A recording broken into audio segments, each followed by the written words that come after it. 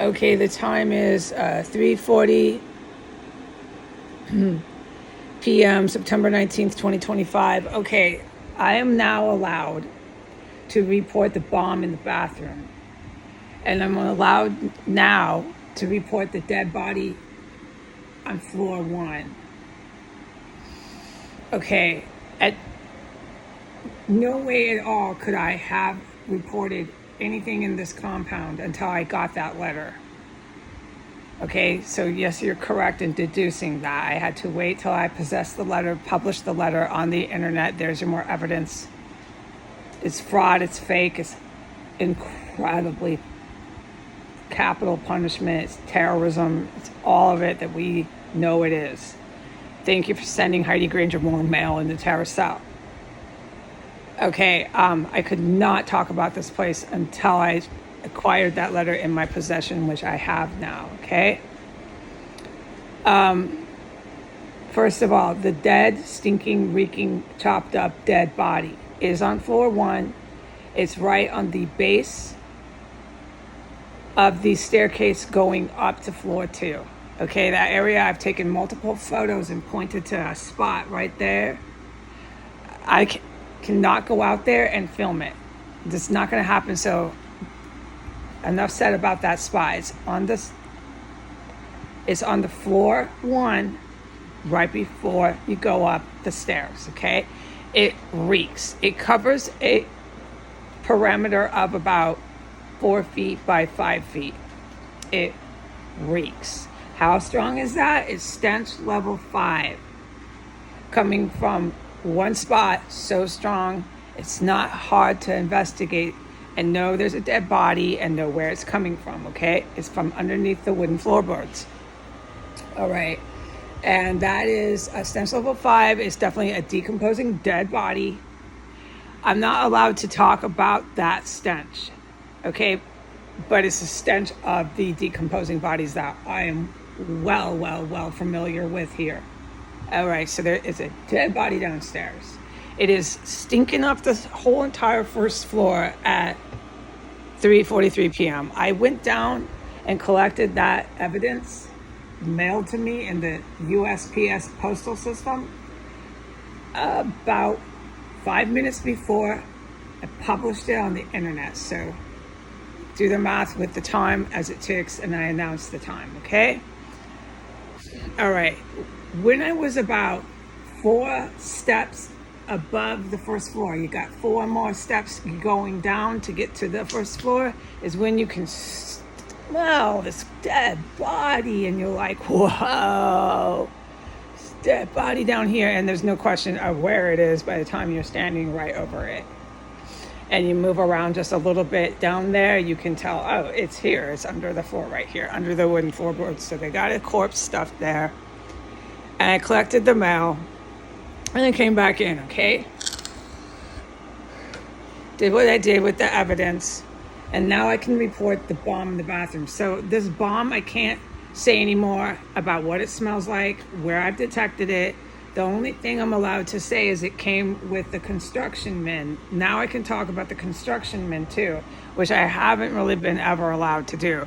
As of getting that letter by that fake lawyer who was a domestic terrorist who thinks he's going to end my life, who is going to pay consequences for that, Mr. Kaz, that's not even your real name. You will pay consequences for endlessly making attempts on my life, Brian. That is why I prayed for you. You are just like my mother, Brian, and you are just like her spouse, Brian, and you are just like my sister, Brian. I had to stop praying for you. You're in the hands of God, and guess what, Brian? You have yet to end my life, and you never will. And that falls exactly with my relatives. You scumbags do not have that luxury.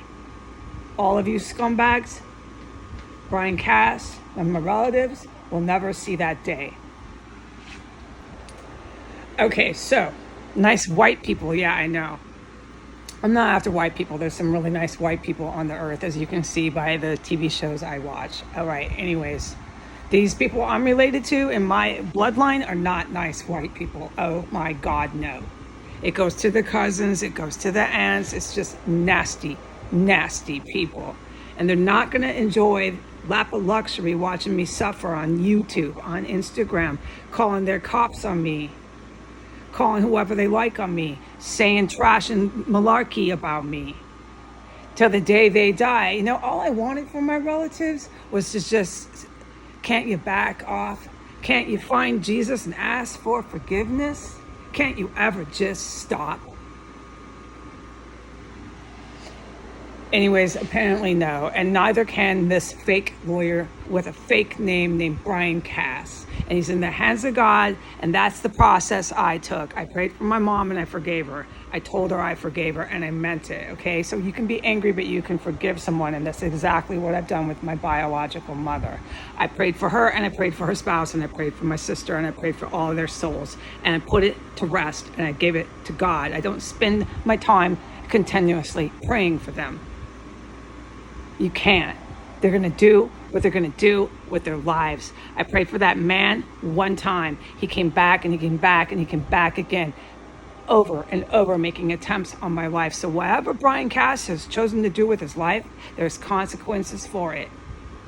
It's out of my hands, okay? I don't even think about it. So when I collected that evidence that Brian Cass mailed to me, look at the postage date. You can see when he was feeling all good, feeling all bad, making attempts on innocent, defenseless, unarmed women who make French bread.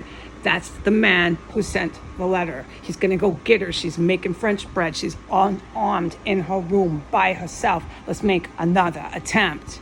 So Brian Cass is going to pay for those attempts on my life. End of story. Okay, by the time I collected that letter, okay, I can now talk about the explosive weapon in my bathroom. It was stench level 5 when I woke up at 9 a.m., okay? But I couldn't report it, and I couldn't report the chemical weapons poisoning I went through. I still can't talk about that. I can't talk about any of it, okay? The racing and the screeching pain. I can't talk about the chemical weapons gases. Not today. But I haven't said that there was an incident of that. All right, but when I woke up, this chemical explosive weapon was so strong in my bathroom, I can't describe what it was, and I can't say where I identified it, but it was stench level 6, stench level 7 is just raging in there, okay? And what that bomb has done, that explosive weapon, it has come and gone like a train station. Like a train comes in and pulls out. Train comes in and pulls out, and they do this all day at the train station, pulling in, pulling out. That bomb in the bathroom with those construction men in 1503 and 15101, you know that places. That explosive device has fumigated and engulfed that bathroom. It pulls in and goes out, pulls back in and goes out, and oh God, I'm not allowed to say when or what it smells like or where I identify it in my bathroom, etc., etc. Okay, there are certain distinguished areas where I am sure that they are putting these IEDs, but I cannot say on the internet where that is, okay? These IEDs, these construction men are always coming here with letters from that law firm. Every time. The bombs in my bathroom and Brian Cass making attempts on my life with his letters. Bombs in my bathroom, Brian Cass. Bombs in my bathroom, Brian Cass. All right, and there's more with what I've witnessed with this Brian Cass that has to do with explosive devices inside of 1509. I'm a direct witness to it, and Brian Cass is actively involved in it, but I'm not allowed to talk about it. That's how much serious charges Brian Cass has against him. I can't talk about it. If I could, it'd be like a hot tamale report, but I can't talk about it. So have a nice day, Brian Cass.